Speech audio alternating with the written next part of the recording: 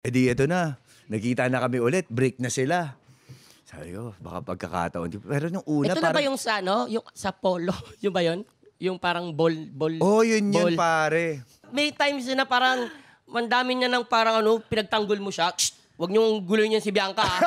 Nalala ba yan? Kwento mo. Kwento mo. Kasi naalala ko na, may GMA party. Yan. Tapos parang doon sa GMA party na yon, single ako nito, pero meron akong Landi-landi. nakakausap, ganyan-ganyan. Usap-usap lang. Eh. Pinustihan. Ngayon, nakita ko yung Bianca Umali. Sumasayaw.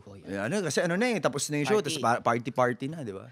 Eh di nakita ko, ang daming umaaligid na lalaki, Yan. mga grupo-grupo. Go Black Rider.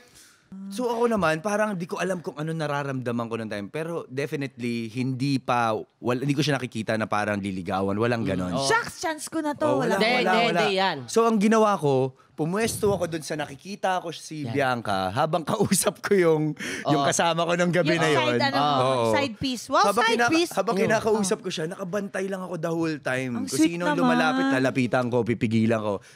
Hanggang sa kinabukasan, nakita ulit kami, show pa kami noon ng SPS. For the first time, binati niya ako na, ganda ng shades mo ah. Never niya ako pinansin. Lagi na ako na-shade. And then, yun na, parang hanggat sa nagtuloy-tuloy, na nagkayayaan, umalis. Hanggang sa umabot sa point na kailangan ko siyang ipag-drive. Okay. Nang kaming dalawa lang.